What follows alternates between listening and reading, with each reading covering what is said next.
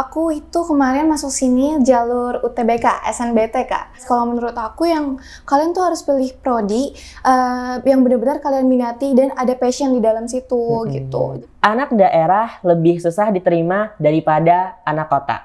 Mitos atau fakta? Itu mitos, karena temen aku juga banyak kok dari anak daerah.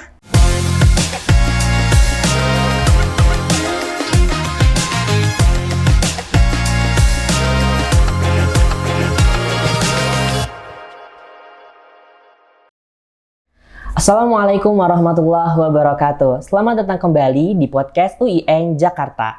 Bersama saya Khalid Karim Nasution di segmen podcast Cerita Mahasiswa. Nah, di segmen ini kita akan ngobrol bareng mahasiswa untuk berbagi cerita pengalaman dan prestasi mereka di bidang akademik maupun non-akademik. Di episode kali ini, kita akan berbincang dengan mahasiswa dari Fakultas Dakwah dan Ilmu Komunikasi. Kita akan mengulik tips and trik yang dia lakukan selama persiapan ujian, serta strategi pendaftaran agar lolos kampus dan prodi impian. Langsung saja kita menyapa narasumber yang sudah hadir bersama kita pada pagi hari ini dengan Kak Anandita. Halo Kak Anandita. Halo Kak. Apa kabar? Baik, alhamdulillah. Nah, terima kasih Kak Anandita sudah meluangkan waktu untuk hadir di podcast UIN Jakarta ini. Terima kasih kembali. Iya, sebelum kita ngobrol, agar Sobat UIN lebih kenal dengan Kak Anandita dari Fakultas Dakwah dan Ilmu Komunikasi, boleh diperkenalkan diri dulu Kak. Kakak dari prodi apa dan sekarang semester berapa? Oke, halo semuanya. Kenalin, nama aku Anandita Diadri Putri, biasa dipanggil Anan. Aku dari Fakultas Ilmu Dakwah dan Ilmu Komunikasi, Prodi Jurnalistik, angkatan 2024. Oke, sekarang kakak bisa memperkenalkan kakak berasal dari kota mana dan juga dari asal sekolahnya. Oke, aku dari kota Depok, asal sekolah aku dari SMA Negeri 10 Depok. Wah, SMA Negeri 10 Depok, teman-teman dari SMA Negeri 10 Depok ada alumninya yang udah bisa masuk di UIN Jakarta. Oke, kita langsung masuk ke sesi tanya jawab aja kali ya. Biar teman-teman semua di sini nggak ada yang menunggu terlalu lama. Oke, Kak. Lolos di UIN Jakarta ini kakak lewat jalur seleksi apa? Kemudian apakah sebelumnya pernah daftar di seleksi lain? Oke, aku itu kemarin masuk sini jalur UTBK, SNBT Kak. Terus aku tuh sebenarnya pernah ikut SNBP juga, kebetulan siswa eligible ranking 10 waktu itu. Masya Allah. Eligible 10, jadi kayak dapet kesempatan buat daftar SNBP kan. Tapi daftarnya itu pas SNBP aku nggak ke UIN Kak. Oh iya. Jadi aku daftar di UIN, UTBK, SNBT, tapi pilihan pertamanya UIN. Alhamdulillah, pilihan pertamanya UIN teman-teman. Berarti emang sebelumnya udah pernah lewat jalur SNBP. Betul. Iya. Oke. Nah, Kak Anandita, kenapa Kak Anandita memilih kuliah di UIN Jakarta dan mengambil prodi apa? Dan kenapa alasan Kak Anandita mengambil prodi itu maksudnya? Oke, yang pertama kenapa aku milih UIN ya? Itu karena yang pertama restu orang tua. Restu orang tua dulu. Terus juga di UIN ini kebetulan ada prodi yang emang aku minati dan kayak udah turun-temurun dari keluarga juga gitu, jadi kayak ngelanjutin. Aku itu waktu pemilihan prodi juga kayak konseling ke BK, jadi kayak ditanya-tanya dulu ke guru kayak ibu bapak ini aku kira-kira sarannya di mana gitu kan, maksudnya biar strategis juga. Betul. Terus guru-guru tuh kebetulan juga nyaranin di jurnalistik gitu. Jadi aku kayak nurut gurunya juga, karena kan guru lebih tahu ya, kayak seleksi-seleksi di UTBK tuh mereka kadang lebih tahu kan, karena pengalaman dari angkatan kemarin, dan juga kebetulan juga emang orang tua aku juga setujunya di komunikasi ini, jurnalistik gitu. Wah, berarti Kak Anandita ini tetap mengutamakan yang pertama orang tua, kemudian guru ya. Iya, terus kenapa UIN? Karena emang orang tua tuh pengennya aku kuliah yang ada agamanya. Jadi agama sama dunia itu balance gitu. Wah, Masya Allah. Oke. Nah, ngomong-ngomong ke Anita ini lolos di jalur UTBK, jadi kita akan memberitahu kepada Sobat UIN Jakarta biar gak bingung daftar UIN Jakarta lewat jalur apa aja. Nah, UIN Jakarta ini buka jalur pendaftaran, ada 5 jalur pendaftaran teman-teman. Yang pertama itu ada SNBP, kemudian juga ada SPAN PTKIN, kemudian juga ada SNBT dan UMPTKIN, dan yang terakhir itu ada SPMB Mandiri. Nah, ngomong-ngomong soal UTBK, gimana sih strategi Kak Anandita agar ketika menjawab soal UTBK itu nggak kehabisan waktu gitu? Kalau tips dari aku tuh ya, kalian tuh jangan terlalu fokus sama satu soal. Jadi kayak misalkan satu soal ini nggak bisa, jangan ngestak. Jadi lanjut aja dulu soal yang kalian bisa, baru nanti balik lagi ke soal yang kalian nggak bisa gitu. Terus di rumah juga jangan lupa belajar latihan soal, tapi jangan terlalu diforsir, karena kan kayak kalau misalkan otak terlalu diforsir kan jadi apa ya Kak, kayak runyem gitu, kayak butuh healing gitu. Jadi kayak jangan belajar mulu juga, ngebul kayak ngebul gitu. Jadi belajar healing, cuma ya emang difokusinnya belajar gitu. Gitu sih kalau tips dari aku. Tapi diselingin ada healingnya. Nah iya gitu. Oh ya, aku juga download platform X, tau nggak Kak, Twitter kan berubah namanya jadi X. Nah itu tuh ada yang namanya komunitas study Twitter. Nah itu di situ mereka tuh sering banget nge-share soal-soal UTBK gitu Kak.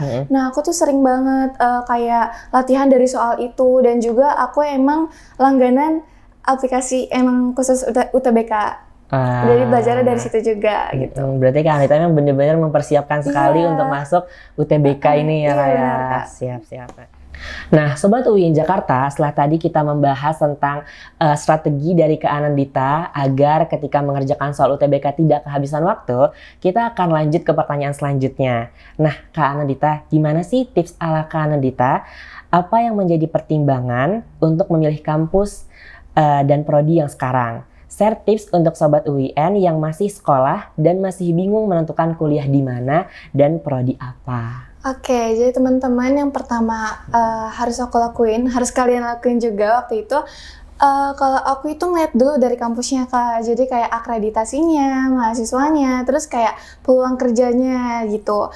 Terus juga di prodi juga sama, harus merhatiin itu. Terus kayak aku lihat kalau misalkan di fakultas aku ini, Prodi Jurnalistik Fakultas Dakwah dan Ilmu Komunikasi ini kebetulan ada komunitas yang namanya Radio Dakwah dan Komunikasi. Kebetulan aku kemarin diterima di situ.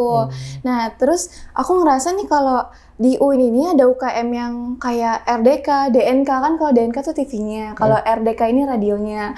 Itu tuh bener-bener yang kayak menunjang masa depan, kayak pekerjaan aku gitu. Jadi aku benar-benar tertarik banget sama prodi ini yang emang bisa menunjang juga gitu sama pekerjaan aku nanti gitu sih. Jadi teman-teman yang masih bingung mungkin bisa ngelihat dulu pertama dari kampusnya ya Kak ya? Iya, kampusnya dulu. Kalau misalnya udah make sure kampusnya di kampus tersebut, mungkin bisa lebih dalam lagi gimana kampus tersebut, peluang kerjanya, mahasiswa dan alumni kayak. Iya. Nah, kalau misalnya soal prodi, kira-kira tuh kita perlu minat atau boleh asal-asalan nih prodi Kak? Aduh, nggak boleh asal-asalan, karena kalau misalkan asal-asalan kita ngejalaninnya juga stres gak sih, kayak aduh nggak minat tapi harus terpaksa ngejalanin, itu malah stres. Kalau menurut aku yang kalian tuh harus pilih prodi yang benar-benar kalian minati dan ada passion di dalam situ gitu. Jadi kalian tuh kuliahnya juga enjoy kalau ada passionnya gitu. Oke, berarti harus punya minat dulu ya teman-teman sebelum milih prodi ya Kak. Nah, untuk soal selanjutnya Kak, hal-hal yang perlu disiapkan sebelum daftar kuliah dan strategi khusus yang dilakukan selama persiapan ujian. Misalnya kayak cara time management untuk belajar, try out misalnya, atau ada ritual jarum langit Kak. Oke, kalau kemarin aku itu beli buku Kak, beli buku yang emang khusus buat belajar UTBK. Itu tuh kalian bisa beli bukunya di mana aja guys, karena emang udah kayak di online shop juga ada, di toko-toko kayak Gramedia juga ada Kak itu. Terus juga tadi juga aku udah ceritain kalau aku tuh langganan aplikasi khusus UTBK juga. Terus tryout sekolah dimaksimalin, karena sekolah tuh udah ngadain tryout gratis Kak. Gitu, jadi kayak dimaksimalin di tryout itu. Terus juga jangan lupa jalur langit itu penting, sama doa dari orang tua, restu orang tua. Masya Allah, jadi tetap balance ya antara dunia dan akhirat, antara ikhtiar dan juga doa, dan doanya juga doa orang tua.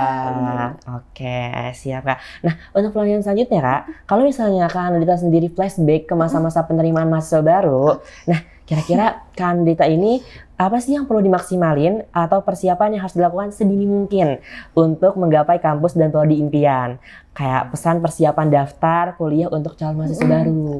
Oke. Kalau kemarin jujur aku ada mistake nih di tes UTBK. Oh, iya. Jadi kemarin tuh di penalaran umum itu kan ngecoh otak banget ya. Itu aku sempat kayak nggak ngisi 5 soal. Itu karena aku fokus banget sama satu soal itu. Jadi aku benar-benar kayak buat kalian nih nanti yang mau tes UTBK, tolong jangan terpaku sama satu soal karena kalian tuh harusnya udah bisa ngerjain soal-soal yang lainnya gitu. Karena kalau nggak bisa ditinggal dulu, baru nanti kerjain lagi setelah soal-soal lain yang kalian bisa udah dikerjain gitu. Terus juga tadi pertanyaan apa Kak? Nah, kalau misalnya kira-kira yang perlu dimaksimal lagi, kayak misalnya Kak Andita dulu misalnya kurang di bagian ini, kira-kira perlu dimaksimalin itu di bagian mananya gitu. Atau misalnya kayak teman-teman yang nggak bisa belajar matematika atau gimana gitu Kak. Iya benar kok, aku tuh juga orang yang termasuk susah belajar matematika ya, karena pas UTBK tuh bener-bener soalnya di luar nalar. Kayak kita belajar ini yang keluar nanti itu gitu. Iya, jadi coba kalian bener-bener yang kayak explore soal-soal UTBK di tryout, di aplikasi UTBK, di Twitter, study Twitter komunitas itu bener-bener itu bener-bener ngebantu banget sih Kak. Karena mereka sering banget share tips-tips gitu. Apalagi kalau misalnya mungkin ada calon mahasiswa yang pengen tes tapi mungkin masih belum bisa cara jawab soal matematika atau penalaran kayak gitu. Berarti harus dilakukan dari sedini mungkin ya Kak, dari sekarang ya. Harus disiapin pakai dari sekarang semuanya. Wah, jadi gitu teman-teman tips dan trik Kak Andita dalam menjawab soal UTBK dan juga kampus dan prodi yang teman-teman mahasiswa inginkan. Nah, kita masuk ke mitos atau fakta, teman-teman sobat UIN Jakarta. Mitos atau fakta Kak Andita, kalau nggak les atau nggak bimbel itu nggak lolos PTN. Jujur, aku nggak les tau Kak. Tapi buktinya aku lolos kan. Itu karena tekad dan niat sebenarnya. Tergantung dari masing-masing orangnya aja. Siap. Berarti mitos ya, mitos. Jadi mau teman-teman mau bimbel atau nggak bimbel, kemungkinan besar masih bisa masuk ke PTN. Bener banget. Betul banget. Oke, yang kedua, mitos atau fakta masuk UIN harus bisa bahasa Arab. Itu mitos. Aku juga nggak bisa bahasa Arab. Mungkin bisa jelasin kayak gimana ceritanya nggak bisa bahasa Arab? Karena jujur ya, aku SMA itu negeri, terus SMP juga swasta, tapi swastanya tuh yang nggak terlalu agamis. Terus SD-nya juga negeri, jadi kayak untuk agak bahasa Arabnya tuh kurang juga, dipelajarinnya tuh kurang gitu. Jadi kayak makanya kaget sih, masukin tuh kadang ada culture shock-nya juga. Karena bahasa Arab. Gitu. Berarti mitos ya teman-teman, kalau misalnya masuk UIN itu harus bisa bahasa Arab.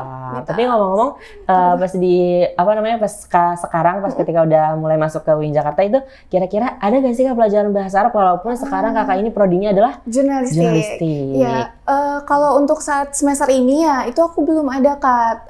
Semester 2 juga aku cuma dapat spill-spillan kalau cuma ada bahasa Inggris. Jadi untuk bahasa Arab sendiri aku belum tahu nih ada atau enggak gitu. Oke, berarti mitos ya teman-teman, harus banget bisa bahasa Arab itu mitos. Nah, mitos atau fakta yang ketiga, anak daerah lebih susah diterima daripada anak kota. Mitos atau fakta? Itu mitos, karena temen aku juga banyak kok dari anak daerah. Sumpah, teman kelas aku tuh bahkan dari kayak Jawa Timur, Jawa Tengah gitu-gitu. Sumpah, banyak banget. Jadi itu mitos sih. Wah, mitos ya teman-teman. Berarti UIN Jakarta ini tuh nggak harus banget bisa bahasa Arab, mitos. Kemudian juga anak daerah susah diterima, mitos juga. Bener. Dan kalau misalnya nggak les, nggak bimbel, itu nggak bisa diterima, itu juga mitos juga. Oke. Kemudian, fun fact, kini UIN Jakarta sudah membuka 6 jalur seleksi SPMB mandiri non-reguler. Jadi tadi aku udah menjelaskan kalau misalnya UIN Jakarta itu membuka 5 jalur seleksi. Ada SNBT, ada SNBP, SPAN PTKIN, UMPTKIN, dan juga mandiri. Nah, ada satu lagi teman-teman, jadi ada 6 jalur seleksi, yaitu SPMB mandiri non-reguler. Salah satunya yaitu kesempatan pemerataan belajar bagi calon mahasiswa yang tinggal di kawasan 3T, yaitu daerah tertinggal, terdepan, dan terluar. Oke teman-teman, kita ucapkan terima kasih kepada narasumber kita hari ini. Terima kasih kepada Kak Anandita sudah ngobrol bareng di podcast kali ini. Semoga cerita-cerita dan tips and trik lolos PTN dari Kak Anandita dapat bermanfaat. Khususnya bagi sobat UIN yang mau daftar kuliah. Nah, mungkin Kak Anandita sendiri bisa memberikan closing statement juga terima kasih kepada teman-teman. Terima kasih untuk Kak Harit dan terima kasih juga untuk Sobat UIN yang udah nonton podcast ini. Semangat karena UTBK itu udah sebentar lagi, terus jangan lupa juga restu orang tua. Semangat! Oke, terima kasih Kak Anandita. Nah, teman-teman semuanya, selain segmen cerita mahasiswa, podcast UIN Jakarta juga punya segmen lain, seperti Apa Kata Ahli bersama guru besar dan praktisi di UIN Jakarta, juga segmen Ngobrol Bareng Dosen, dan Kabar Alumni. Tunggu segmen dan episode lain di podcast UIN Jakarta hanya di YouTube channel UIN Jakarta Official. Jangan lupa ikuti media sosial UIN Syarif Hidayatullah Jakarta di YouTube, Instagram, TikTok, dan X dengan nama akun @UINJKTOfficial. Jangan lupa like, komen, dan subscribe ya. Oke, saya pamit. Wassalamualaikum warahmatullahi wabarakatuh.